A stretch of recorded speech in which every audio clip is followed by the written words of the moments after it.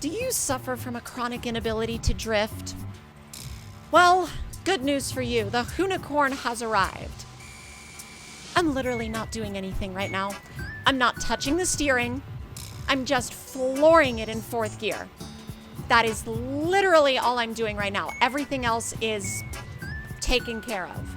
I literally don't know how else to explain this other than the fact that it just essentially drifts for you. All you have to do is floor it. That's literally all you have to do. Now, if you're like me and you haven't booted up the Crew Motorfest in quite a while, the Hoonigan DLC, or rather the Hoonigan update, I don't even know if you could call it a DLC because it's literally just a free update that you get when you boot the game up. Although, well, technically, you have to get the update downloaded and then you can boot the game up. Regardless, this car is essentially one of the first ones that you'll get, and it's definitely quite something.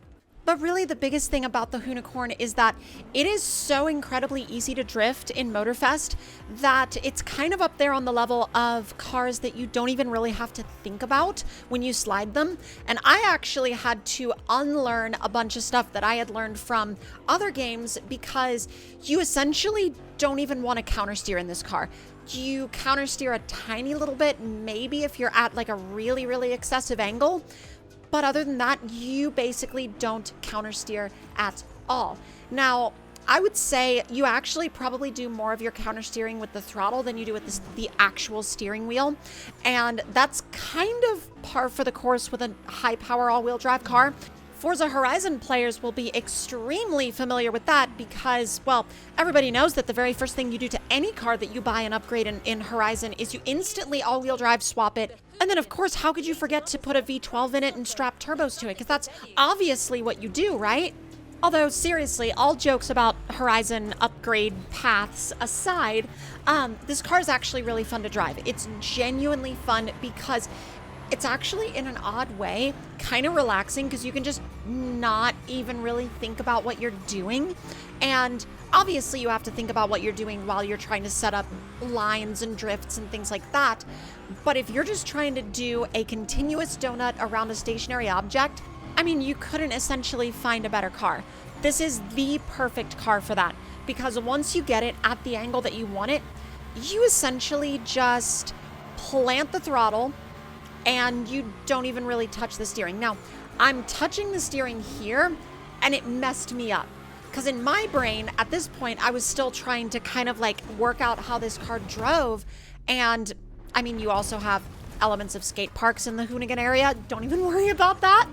Honestly, when I drove in here, it was almost like I had kind of driven into one of the skate park areas in Riders Republic, but I don't know, it's kind of a similar vibe in here, and I guess it kind of makes sense because there are ways in which the Crew franchise and the Riders Republic franchise that are actually sort of similar. Now, as I was continuing to drive this car, though, I learned more and more and more that the less steering that you give it once you're actually sideways, the less steering that you give it, not only does it do better, but it also drives a hell of a lot smoother.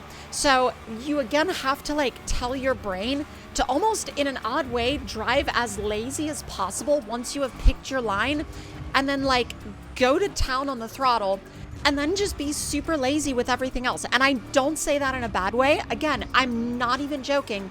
The best, most rewarding way to drive this car is to be super aggressive on the throttle and extremely lazy with everything else. Just literally let yourself give this car the lowest amount of effort to drive it that you can, obviously apart from booting the throttle everywhere you go, and you'll literally get slides like this. Now, again, once you want to pull out of the slide, I mean, sure, you can adjust the steering angle and this, that, and the other, but it's not really necessary until you actually want to change your direction.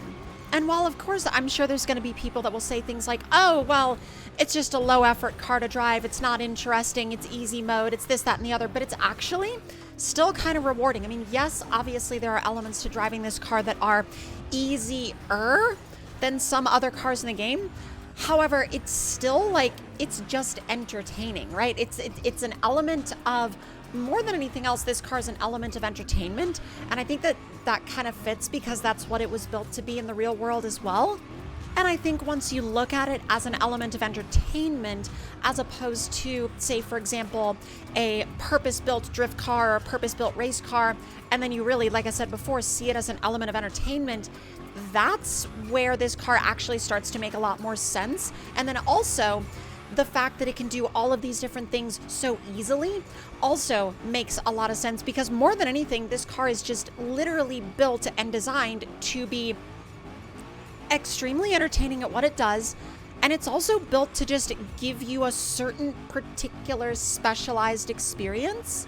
And now, of course, if this car is not your cup of tea, completely understandable. I get that. This car isn't necessarily going to be everyone's cup of tea either. I mean, I'm sure that there's going to be players of the Crew Motorfest that are going to look at the Hoonigan Island and they're going to look at the Hoonigan update and they're going to say, and then they're never going to come over here. And that's fine, because not everybody plays the game the same way. I mean, that's kind of the beauty of a game that's this open in terms of what you can do. I mean, obviously you have the cars, the boats, the planes. We all know that. Anybody that's been around this series for a long time knows that.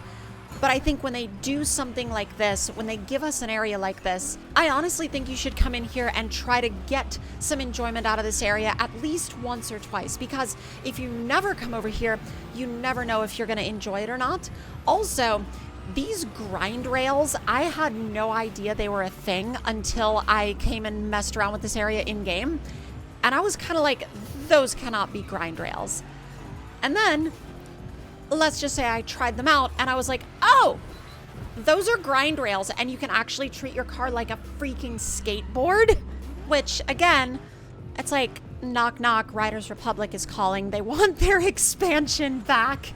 But honestly, I haven't even done any of the specific missions yet for this update. I've just been spending a bunch of time driving around in the open area. I've been driving around in this particular, I guess it's like a compound you would call it.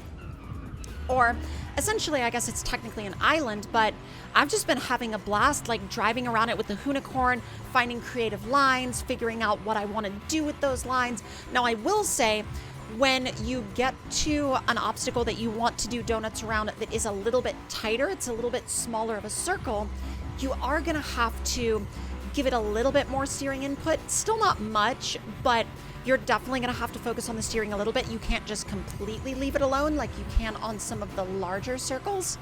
But honestly, I didn't stay with the smaller circles for long. I went looking for larger ones, which, you know, if you ever tune into my live streams, well, you may or may not have a joke about that one waiting for me. But honestly, in closing, I think that it's definitely a wonderful area to have in the game, or rather to kind of just start the closing section of the video. I do think it's a really fun area to have in the game. I think it's a really rewarding area to drive in. And this right here is exactly what I was talking about. And this is exactly what I showed in the beginning of the video, where I literally put the car in 4th gear. I left it there. I floored the throttle. I took my left hand off the controller and I just went in circles. And the sky's the limit with this. You can stay here and do this for as long as you want. I mean, obviously at a certain point, you're probably going to get bored and go somewhere else. But I mean, you can spin the camera around the car. You can get like photos from different angles going sideways. It's like, it's actually super entertaining how like, and also maybe you want to just show a friend that has no idea what they're looking at. Be like, look how good I am at drifting in this game. See, I only need one hand to do it. And while I'm sure the novelty of one-handed drifting may wear off eventually, it is kind of fun. Honestly, it's kind of fun, and you can just sit here and like keep knocking it out, going around and around and around and around. And then eventually someone's going to drive up to you and they're going to like start honking their horn at you, and they're going to be like, what the hell are you doing? Why are you going around in circles? Also, I planned that. I 100% planned that. That was super planned. I thought about it ahead of time. I was like, I practiced it a whole bunch. That's literally all a lie. I didn't practice any of that. And honestly, I probably couldn't do it the exact same way again if I tried. So once again, that is going to be my very first look at the new Hoonigan update for the Crew Motorfest. It's really, really cool. And if you've kind of had a little bit of an experience with this game like the one that I have, where you played it at launch and then you kind of stepped away from it for a bit and just didn't come back to it, this is absolutely a wonderful reason to come back to it. So once again, with that, I hope y'all enjoyed the video, and if you have any thoughts, opinions, or suggestions, leave them in the comments down below, and I will see y'all next time.